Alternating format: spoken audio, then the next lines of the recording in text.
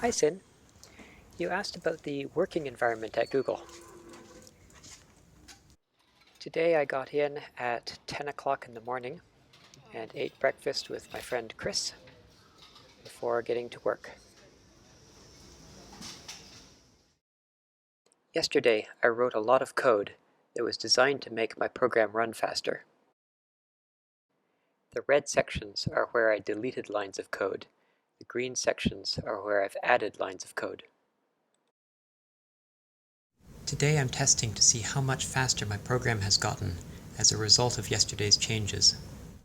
Here's the program from before I made the changes. As you can see, it took 6,800 milliseconds to run. And here's the program from after I made the changes. As you can see, it took 7,600 milliseconds to run. That's not good. It got slower.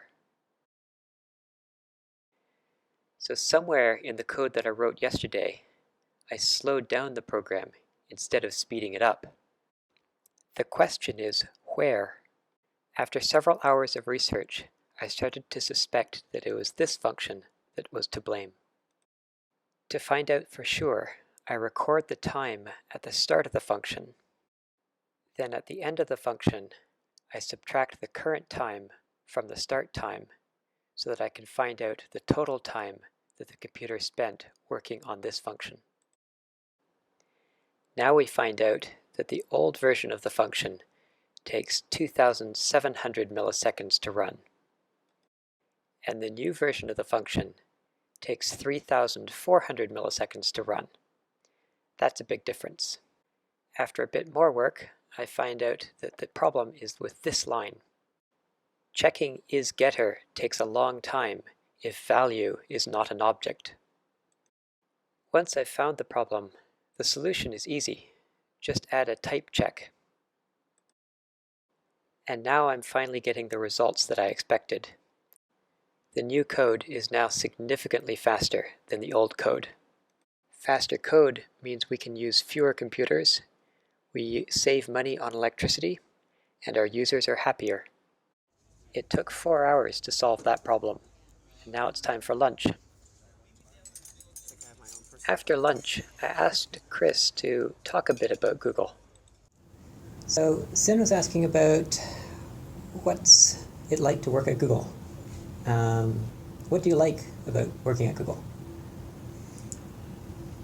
Pretty good colleagues, working with some really bright, smart people who were kind of generally passionate about what they were working on, and definitely some excellent opportunities to travel. I got sent to New York City twice, which I really enjoyed, and I got sent to Kirkland, Washington, which was, well, Kirkland's kind of boring, but Seattle's sort of an interesting place to hang out. So Google, it's not easy to be the smartest person, even on a small team. So you can't kind of coast and impress people just by being better than the average person at programming computers. You have to actually be pretty darn good and working pretty hard on it as well. What's the most fun you've had at Google?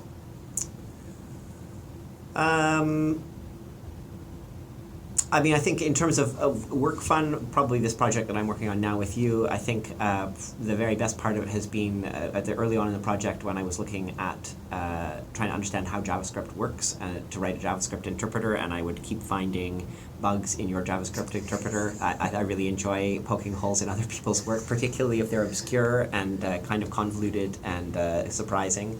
And you're not the one who has to fix them. And it helps if I'm not the one who has to fix it. So that I definitely enjoyed that. A really good kind of puzzling and challenging, but like as well, like we were both learning things from that, and that was really good.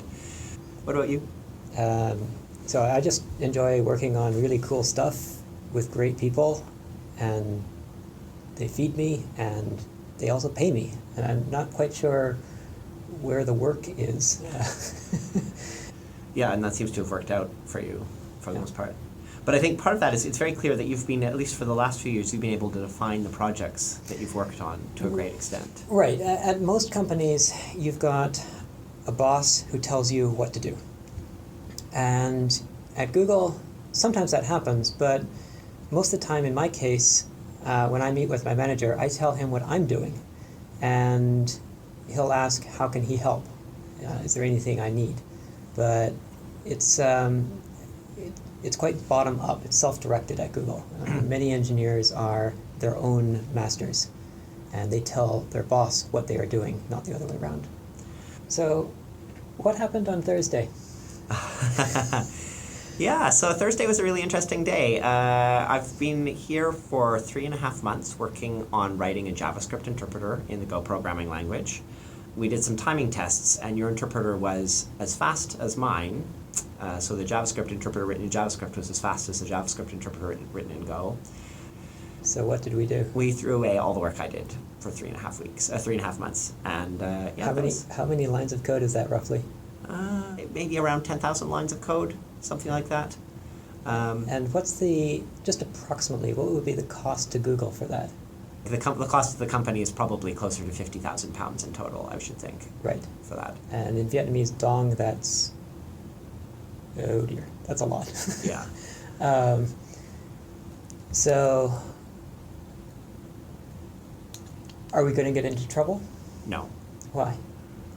Because we made a mistake that cost the company £50,000. Why are we not in trouble?